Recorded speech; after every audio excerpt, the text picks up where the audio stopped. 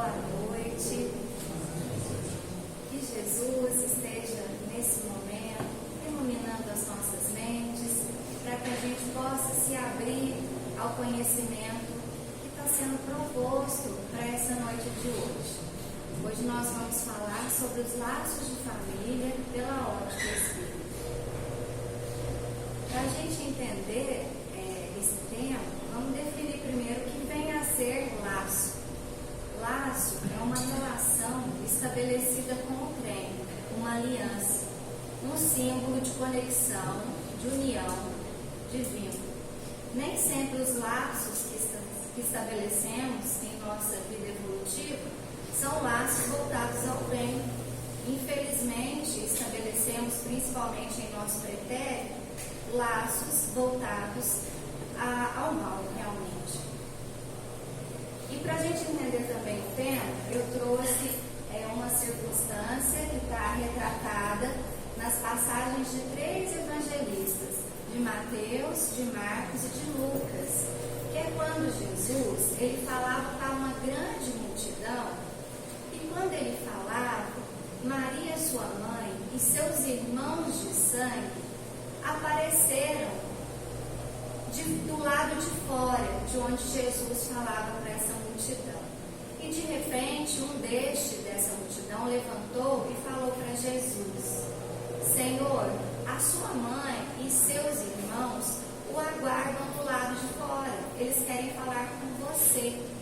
E nesse momento, o mestre aproveitou essa circunstância para nos trazer uma lição.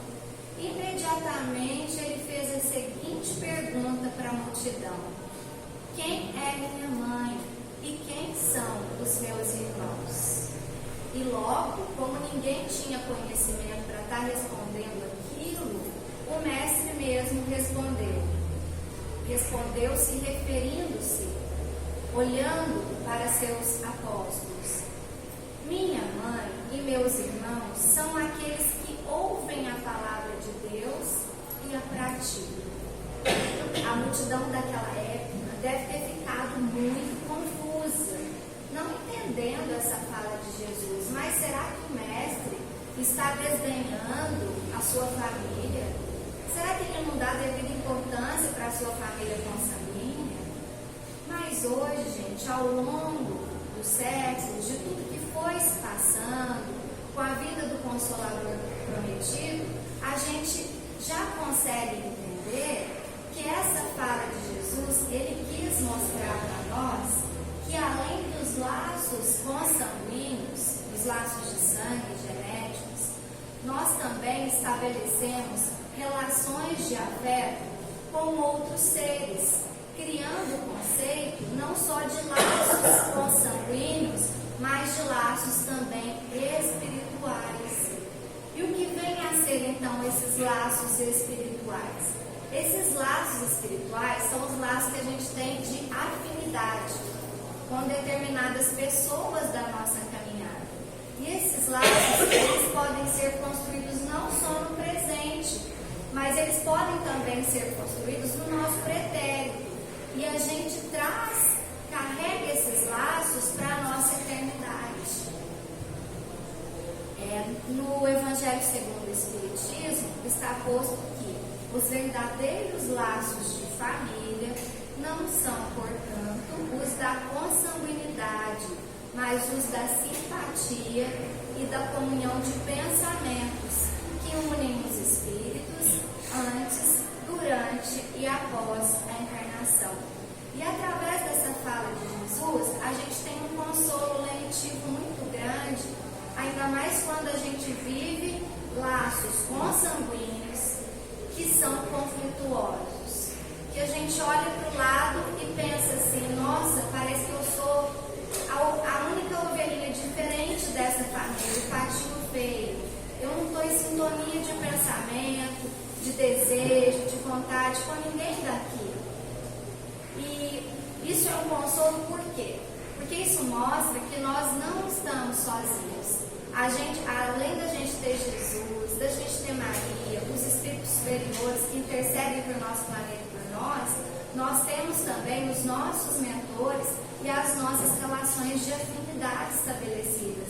Eu vou trazer na sequência para vocês alguns trechos do livro Nosso Lar, para a gente entender como que funciona essa relação tão estreita, espiritual, entre os membros da nossa família espiritual e não da nossa família consanguínea.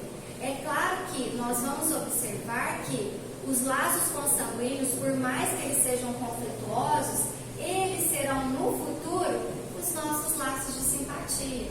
Olha que interessante, porque a partir do momento que a gente vai evoluindo, o perdão toma conta de todas as relações, a amargura, a raiva, tudo vai embora e a gente começa a amar até as nossas antipatias, porque a vida, ela programa de acordo com os nossos planejamentos encarnatórios, né? E de acordo com a energia que nos move, esses reencontros, para que a gente possa se desculpar e para que possa sublimar o amor em nossos corações.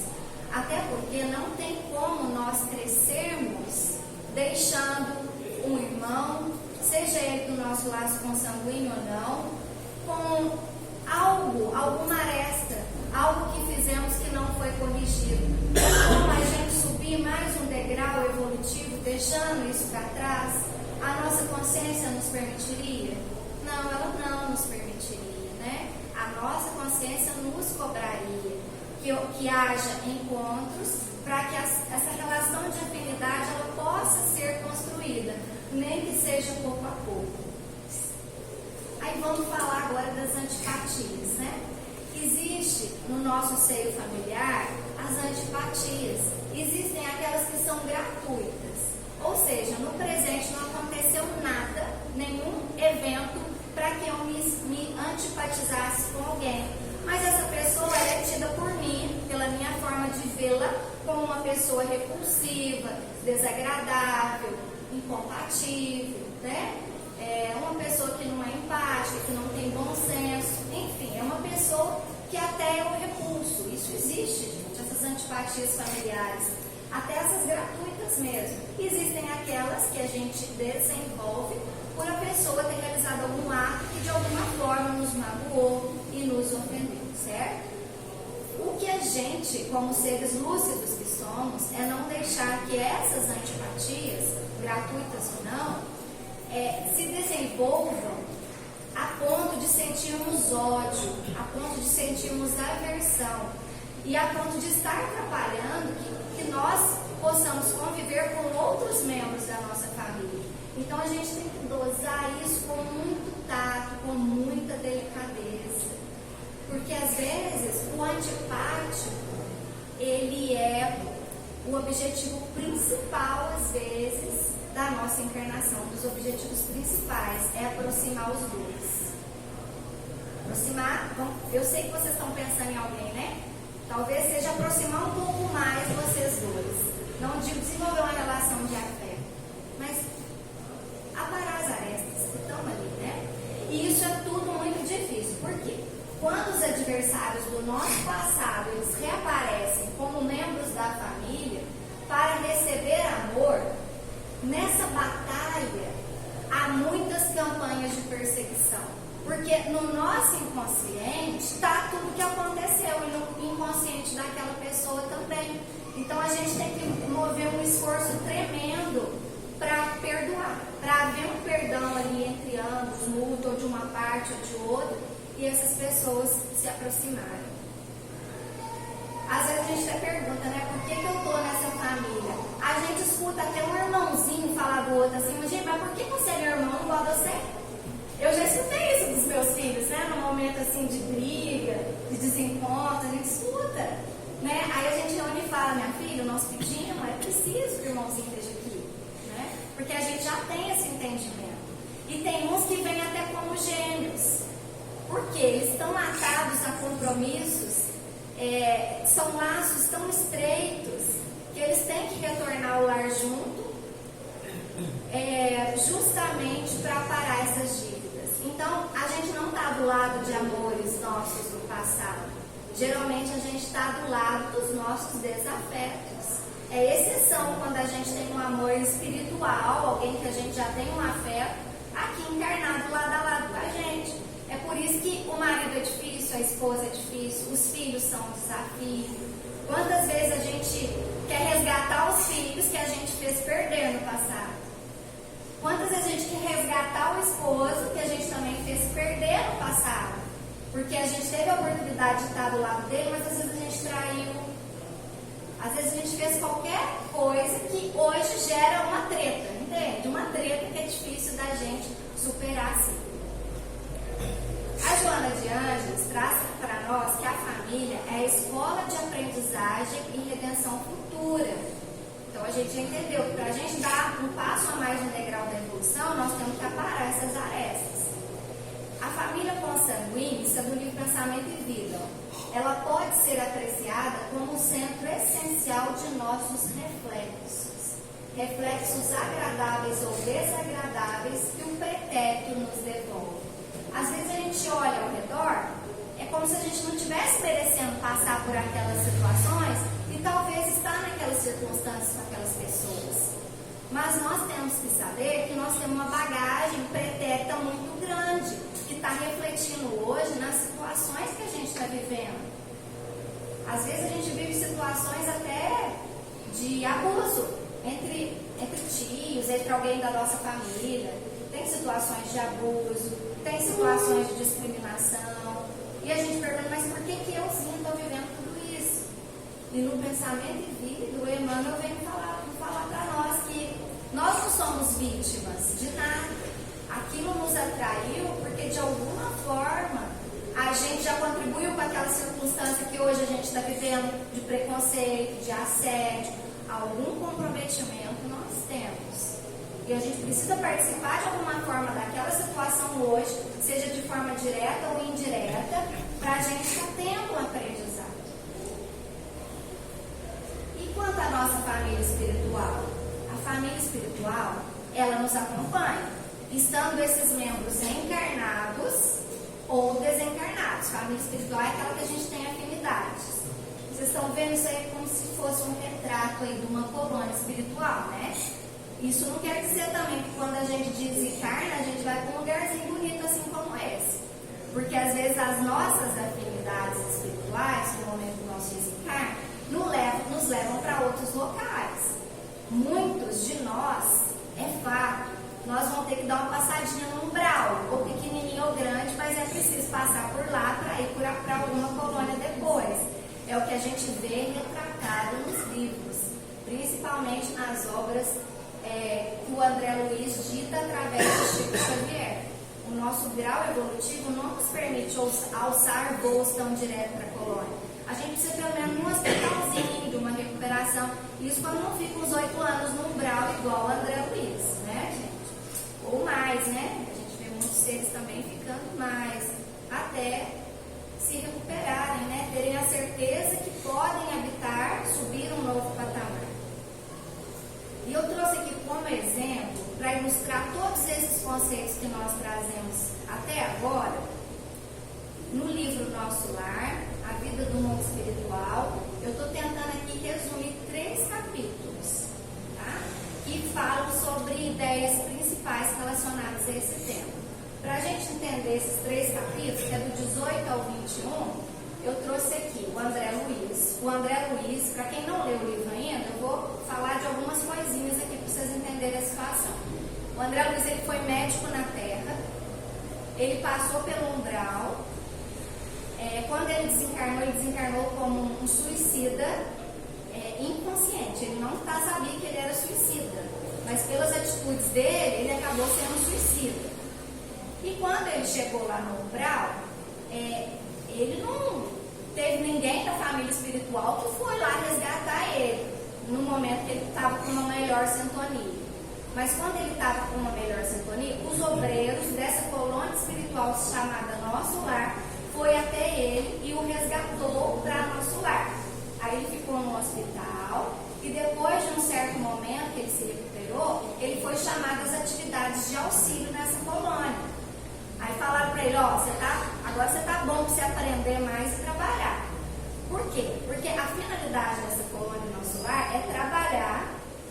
Como é que eu trabalho lá? Não é igual o trabalho lá ele é medido em bônus hora, a moeda, o dinheiro que a gente ganha aqui no nosso trabalho, lá se ganha através da ajuda ao próximo. É você ajudando o próximo a se elevar, seja de qualquer forma. É alguém que está com dor, você ministrando passe, você dando ensejos de esperança, novas vibrações, novas possibilidades, seja o que for, tem que ter ajuda ao próximo. Então, bônus hora só se consegue assim. É só por mérito. Se você fez, se você doou, se teve um sacrifício pessoal, se você conseguiu doar a outros os valores que você já conquistou, beleza. Você tem bônus, você tem a moeda de lá. Se você não tem isso, você não vai conseguir nada com o nosso lar. É só o alimento que lá é em comum e as casas que são em comum. Mas um dos enfermeiros que acolheu o André Luiz, ele convidou o André Luiz para ir morar na casa dele. Esse amigo era um enfermeiro chamado Lísias, que está ali. Ó. Então o Lísias falou para o André: André, vamos até minha casa, que a minha mãe, que é a Dona Laura, vai adorar te receber. Então essa casa da Dona Laura, quem que morava lá? Morava ela, o Lísias, a Yolanda e a Judite. A Dona Laura estava esperando a Tereza desencarnar, que era a filha mais nova dela. E a Dona Laura já tinha recebido até a neta. Olha que interessante. A neta, ela passou só no hospitalzinho do nosso lar e ela recebeu ela na casa dela, dentro do nosso lar. Então lá tem casas como aqui, gente. Olha que interessante. E o Ricardo, ele não estava lá quando o André Luiz foi convidado para ir para essa casa, por quê? O Ricardo, ele já tinha encarnado. Ele estava nessa época com 3 aninhos já. Ele já tinha vindo para a Terra, certo? Uma coisa importante, para quem não leu o livro ainda. Lá vocês entenderam que a expressão remunerativa é justa, né? Não tem jeito de dar um jeitinho para conseguir algo. Não é igual no nosso mundo terreno, não. Que a gente faz de tudo para conseguir alguma vantagem e benefício de nós próprios. Lá não existe isso, gente. Não se recebe bônus hora desse jeito, ok? Então vocês já entenderam, né? E a Terra? A Terra, ela se esforça para copiar a organização do nosso lar. Para copiar toda a organização, dos ministérios que tem lá. Aí a gente pensa, olha que na Terra também tem ministério, né? Lá tem ministérios totalmente diferentes daqui, da regeneração, do auxílio, da comunicação. Para quem não leu, é muito interessante ler. E a Terra já, há séculos, se esforça para copiar a organização dessa colônia. É muito interessante ter o livro, porque a gente passa a ter um olhar assim. A Terra precisa melhorar até quando para chegar só um pouquinho, igual o nosso lar é. Então vamos para as falas e para os apontamentos importantes. Ó, Lísias, que é o enfermeiro que recebeu o André Luiz na casa dele junto com a Dona Laura. Olha os apontamentos dele. Cada família espiritual pode conquistar um lar, aqui, né, no caso do nosso lar, apresentando 30.000 bônus hora, o que se pode conseguir com algum tempo de serviço. A Dona Laura: nossa morada foi conquistada pelo trabalho perseverante de meu esposo Ricardo, que veio para a esfera espiritual antes de mim. 18 anos estivemos separados pelos laços físicos, mas sempre unidos pelos laços espirituais. Ricardo, porém, não descansou. Recolhido ao nosso lar, depois de certo período de extremas perturbações, compreendeu imediatamente a necessidade do esforço ativo, preparando-nos um ninho para o futuro. Quando cheguei, estreamos a habitação que ele organizara com esmero. Então, olha que lindo. O Ricardo, aqui na Terra, ele desencarnou primeiro que a Dona Laura, né? Ele passou por situações difíceis também, trafegou pelo umbral para chegar em nosso lar. Lá ele se arrependeu e ele traçou um plano para a família espiritual dele, que ele tanto amava, que ele tinha deixado na Terra. Ele pensou assim: eu vou construir uma casa aqui que eu vou estar recebendo todo mundo aqui e ajudando daqui de nosso lar todo mundo que está lá, que ficou lá. Gente, olha que interessante. Às vezes a gente acha que está sozinho, mas tem uma família espiritual organizando tudo lá para nossa volta. Vocês imaginam, por exemplo, quando a gente frustra essa família, que a gente vê casos aí, tantos casos, né? Dessas mortes, né? Que são assim, provocadas mesmo, né? A gente vê o tanto que frustra a família espiritual, ou quando a gente desvia do caminho do bem, quando todos aqueles dependem do nosso esforço que estão aqui. Imagina vocês, pai e mães, vocês estão com a família espiritual lá esperando vocês, encarnaram pessoas que são filhos de vocês hoje, e vocês param na educação desses filhos. Então, gente, essa programação encarnatória nossa, ela é imensurável. Tanto que o Ricardo com a Laura, quem lê o livro, observa que essa programação dessa vinda deles, que o Ricardo já foi, né, com 3 aninhos, e a Laura também vai encarnar logo, ela foi feita com base nas 3 últimas encarnações deles. De 3 séculos, eles conseguiram acessar esses arquivos, né, das 3, para fazer esse programa de volta. Que não é um programa só individual, gente, ele é coletivo. É coletivo. Vocês imaginam, por isso que no livro dos Espíritos está assim: o que haveria se houvesse a destituição das famílias? Lá está respondido, ó, um recrudescimento do egoísmo. Porque a gente ia pensar só na gente. Aí a gente começa a observar que a família faz com que o nosso egoísmo, ó, despenque. E a gente começa a fazer programações mais coletivas, né? Vamos para o próximo. Olha a Laura, a dona Laura, gente. Quando o Ricardo desencarnou, ela era novinha, ela era uma moça com 4 filhos. Minhas lutas na viuvez foram intensas. Muito moça, com os filhos pequenos, tive que enfrentar serviços rudes. Para quê? Para sustentar a família, né? À custa de testemunhos difíceis, proporcionei aos filhos de nossa união os valores educativos que eu podia dispor, habituando-os, porém, muito cedo aos trabalhos árduos. Compreendi depois, ou seja, só depois que ela desencarnou que ela compreendeu isso, que a existência laboriosa me livrara das angústias do umbral por manter-me protegida de perigosas tentações. Ou seja, a mente dela estava focada no quê? Quando o marido dela deixou ela aqui. Na educação dos filhos e conseguir dinheiro para sustentar as boquinhas, gente.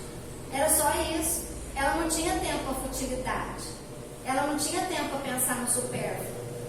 E hoje, essa é a nossa maior tentação. E não precisa sair de casa. Já está nas redes sociais. Você abre o celularzinho ali e começou. O obsessor é o celular, gente. Pense. O suor do corpo ou a preocupação justa nos campos da atividade honesta constituem valiosos recursos para a elevação e a defesa da alma. E às vezes a gente reclama do trabalho árduo, né? Mas nada como um trabalho árduo e honesto, né? Ainda mais quando esse trabalho ele está relacionado de alguma forma com esse bônus hora.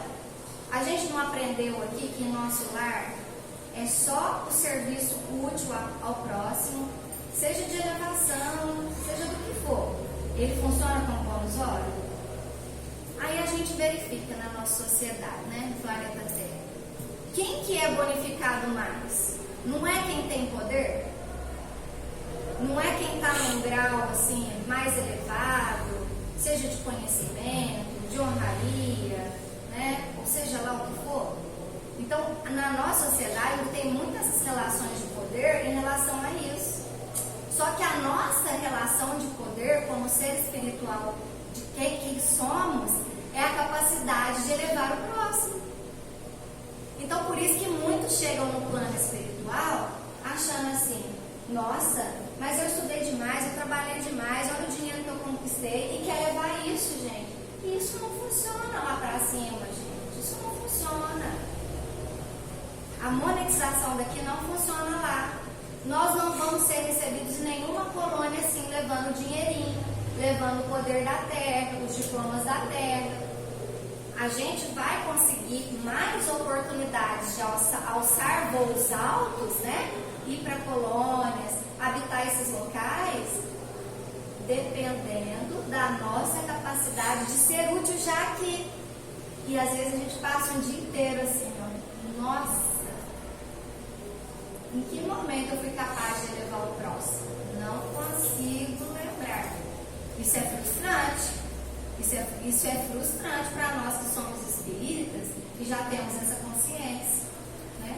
Porque a gente consegue elevar o próximo até no ambiente de trabalho. Por mais cheio de víbora que esse ambiente seja, gente, vamos falar assim, né? Porque às vezes a gente fica num lugar, né, que eu vou contar, é difícil, né? Por mais que seja difícil, a gente consegue, de uma forma ou de outra, às vezes até com um exemplozinho que você dá, você está elevando alguém. Um exemplo bom que você dá, você não precisa nem falar.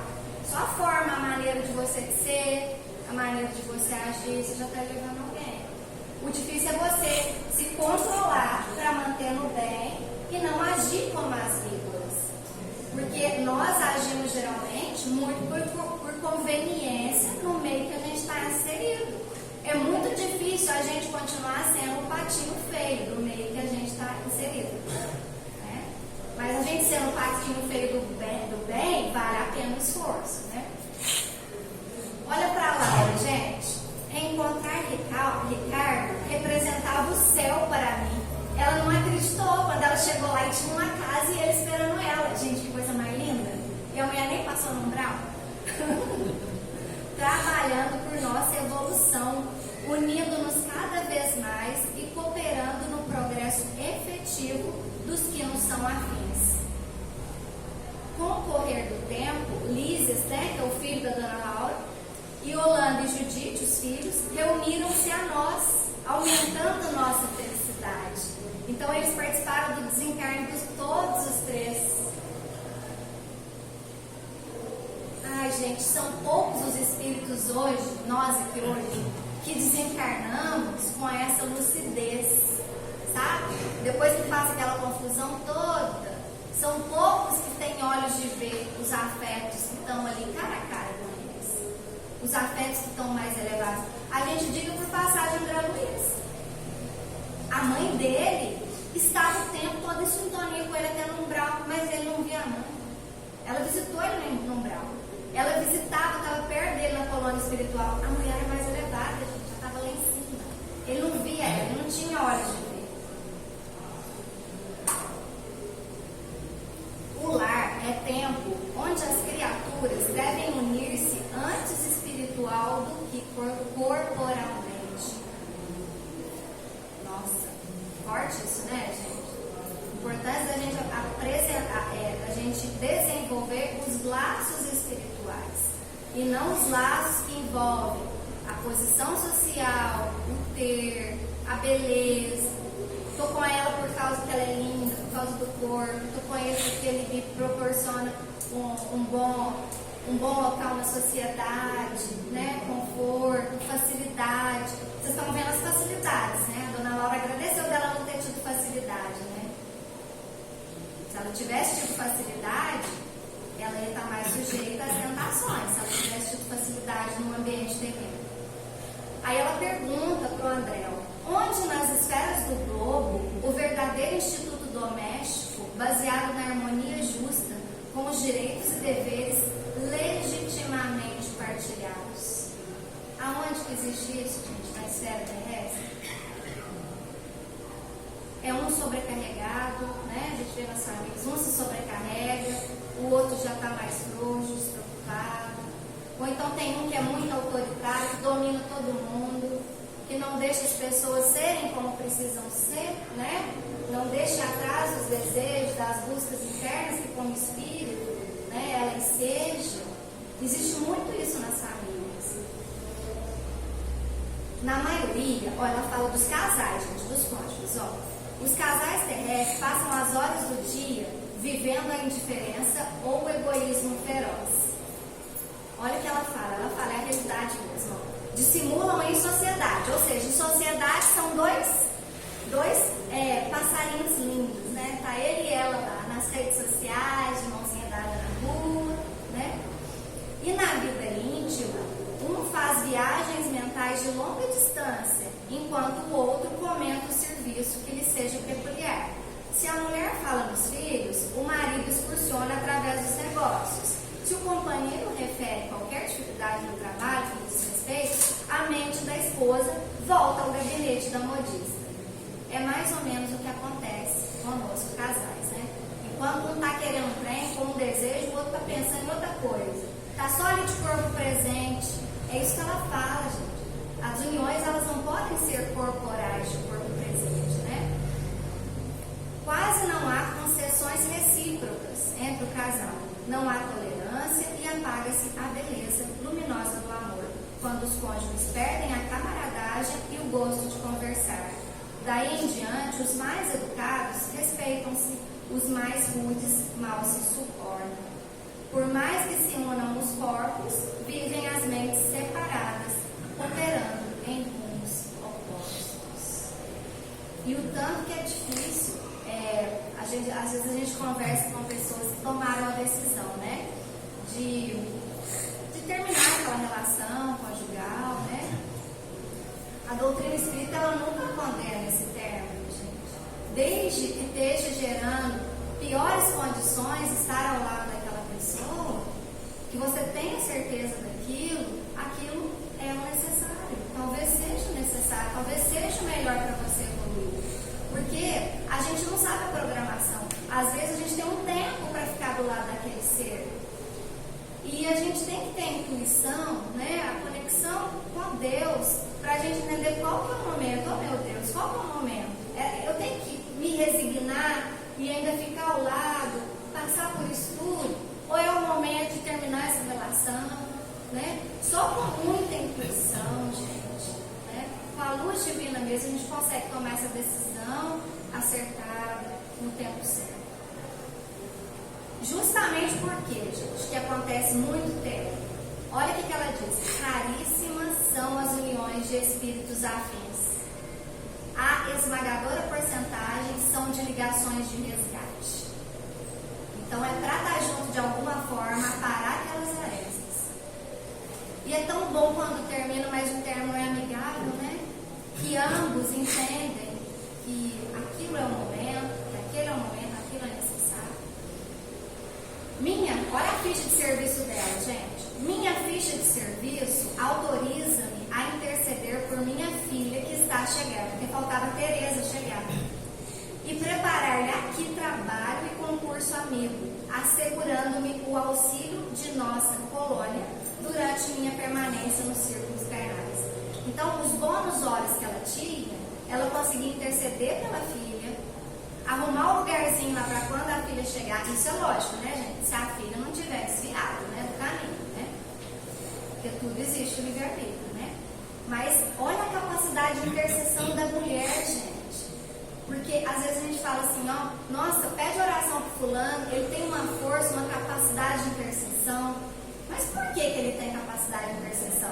Isso já dá uma ideia para nós que a capacidade de intercessão dele é devido à capacidade que ele tem de servir, que é o que Jesus veio nos ensinar, de elevar o próximo, de acolher. Então, quanto mais a gente faz isso, mais as nossas possibilidades aumentam. É por isso que essa é a bandeira da doutrina espírita. Qual que é a bandeira? A caridade. A caridade é a única forma de salvação. E cada vez que a gente lê uma obra dessas, né, cada vez que a gente lê qualquer obra espírita, nós chegamos a essa mesma conclusão. E olha para vocês verem como é que ela adquiriu outros amigos espirituais na colônia, ó, assegurando-me auxílio da nossa colônia durante minha permanência nos círculos carnais. Então quer dizer que ela desce para a terra, mas continua tendo o amparo de quem está lá em nosso lar? Sim, está amparando quem está chegando na família dela e está amparando quem está lá embaixo. É muito bonito isso, não é? É muito lindo. Então isso, tudo que a gente falou até agora, tem um outro detalhe também. Olha o que ela diz. Quando o Ministério do Auxílio confia-me crianças ao lar, porque ela é daquelas mulheres lá em nosso lar, que às vezes ela fica com algumas crianças na casa dela, ela colhe essas crianças. As horas de serviço são contadas em dobro. Isso dá uma ideia para nós, gente, da importância desse serviço de acolhimento à criança no mundo terreno. Não só do acolhimento da criança, mas a importância do papel de mãe. Quando eu falo papel de mãe, não é só a mãe exercendo papel de mãe, não. Tem pais que exercem papéis de mãe. Tem mães que exercem papéis de pai também, que a vida os colocou nisso, né? Como prova. Então, a importância desse serviço no plano terreno. Porque aqui é a cópia perfeita de lá. Então, o jeito que vai ter que funcionar aqui na Terra é o jeito que funciona já hoje no nosso lar, né? Então, isso gera muitas reflexões para nós, essas falas. É a necessidade de amparo mútuo entre o casal. Então, se são cônjuges, eu quero que meu marido evolua. Eu vou me comprometer com a evolução dele e ele de igual forma com a minha. Quais são as ideias e os pensamentos do meu marido? Para a gente não ficar igual essa historinha aqui da Dona Laura. Enquanto um pensa um trem, o outro está com a mente em outro lugar. Não é para ser assim. Assim a gente não cria afinidade espiritual e não consegue criar um lar assim como Dona Laurine carga do nosso lar. Assim não vai funcionar. E se a oportunidade hoje, nossa, é com esse cônjuge aqui, é com essa esposa aqui, é com ele que eu vou tentar. Porque é ele que foi me colocado. Então eu vou fazer de tudo para ser uma boa esposa e um bom marido, nós para ser bons pais, e vou fazer de tudo para os filhos também sigam o mesmo caminho, né? Então essa harmonia no lar é a nossa grande tarefa. Esse esforço para a gente se unir espiritualmente, né? E quem não faz evangelho no lar, gente, isso aí é primordial. Tudo que a gente começa a fazer, ou vai mudar de postura, ou vai incluir um hábito na rotina, é tudo muito difícil. O que a gente vai fazer diferente é tudo muito difícil. Mas quando a gente começa a fazer, e a gente começa a ver os resultados, os benefícios daquilo, a gente não consegue parar mais. Quem faz evangelho no lar há anos aí pode dizer isso. A minha vida, a vida da minha família é outra depois de anos de evangelho no lar. E também faz a gente refletir qual tem sido o teor do nosso trabalho aqui na Terra. Teor. A moeda que eu estou ganhando aí. Há valores morais despendidos ao próximo? E a certeza de que todos temos uma família espiritual. Por mais que a gente se sinta desamparado, o mundo aqui na Terra está caindo, a família está caindo, então não tem amparo de ninguém aqui. Gente, quando a gente menos tem amparo aqui, mais amparo a gente recebe do céu. A gente vê isso em tantos livros. É grandioso. Quando as tormentas, as dificuldades passam por aqui, a gente pensa, nossa, zebrou. Agora zebrou o trem, não vou conseguir viver daqui para frente depois dessa situação. É quando isso acontece que a gente se agarra a Jesus, agarra essa força divina, começa a sentir esse poder que vem do alto, é aí que tudo se transforma. É aí que a gente começa a sentir essa ajuda. A gente precisa esforçar só um pouquinho, é abrir um pouquinho a mente, mudar alguns hábitos, começa a fazer evangelho no lar, muda as coisas que está lendo, reduz o uso do celular, reduz o uso de rede social. Essas são coisinhas mínimas que a gente vai mudando, que a gente vai vendo a diferença, né? Então é isso que eu trouxe pra gente partilhar. Espero que vocês tenham gostado.